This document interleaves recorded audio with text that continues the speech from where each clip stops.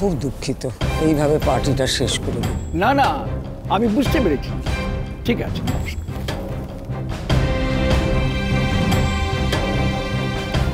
এটা কেন করলেন? পার্টি তো দিয়েছিল আমার মেয়ে, আপনি হঠাৎ করে শেষ করে দিলেন। সত্যি কারোর খাওয়াও হলো না। একটা বাচ্চা মেয়ে বাড়িতে অজ্ঞান হয়ে পড়ে রয়েছে, আর এখনো এই আনন্দ ফুর্তি চলবে? তাছাড়া আসলে এই পার্টিটা তো হয়েছিল ওই ডিম্পির গান শোনার জন্য। সে তো অনেকক্ষণ আগে চুকে বুকে গেছে, এবং ওই মিউজিক ডিরেক্টর তিনিও তো চলে গেছেন। উনি তো আসল ছিলেন, উনি যখন চলে গেলেন তখন আর কি। তাছাড়া যে পার্টি দিয়েছে তাকেও তো দেখতে পাচ্ছি না, আর অন্তরাই বা গেল কোথায়? আর এই পার্টিটা যদি এত ইম্পর্টেন্ট হয় তাহলে ওরা এখানে নেই কেন, গেছে কোথায়? কেন সেটা তো পরের কথা, কিন্তু ও নেই বলে পার্টিটা বন্ধ করে দিতে হবে?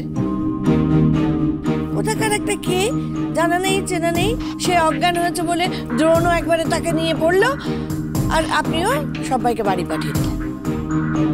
সত্যি আশ্চর্য ব্যাপার স্যাপার। আমি দেখেছি জানেন তো, এই বাড়ির সকলের না নিজেদের থেকে পরের ওপর দরদ বেশি, মানে মন বেশি কাঁদে। একটা বাচ্চা মেয়ে, তার মন খারাপ, সে আপনাদের বাড়ির রক্ত, তার দিকে কারোর খেয়াল নেই। এই বাইরের মেয়েটাকে নিয়ে সব করলো, একেবারে গেল গেল রব উঠলো। ঠাকুর ঠাকুর, অপালার যা মনে হচ্ছে তা সব যেন ভুল হয়। ভগবতী যেন চিনির মেয়ে না হয়, যেন দেখি ভগবতীর মা অন্য কেউ। চিনি যেন এতদিনে মরে গিয়ে থাকে ঠাকুর, না হলে যে আমি বাঁচবো না। ও ফিরে এলে সবার সামনে আমার মুখোশটা খুলে যাবে, আমার সব শেষ হয়ে যাবে। এই গাড়িটা দাঁড় করাও। কি হয়েছে? কি হয়েছে? দেখলে? আরে দাঁড়াও, সবে তো মনে হয় বস্তিতে এলাম।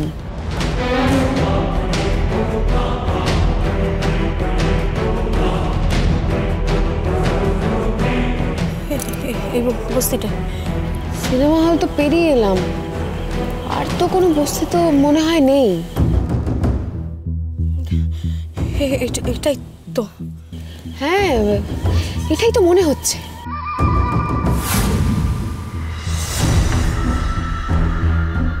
ও দাদা, দাদা একটু শুনুন না, বলছি যে এখানে কি আর কোনো বস্তি আছে? না, এখানে তো একটাই।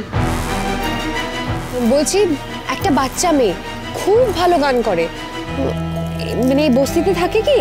নাম ভগবতী। চিনি সোম থেকে রবি প্রতিদিন রাত 10:30টায় স্টার জলসায় ও ডিজনি প্লাস হটস্টারে।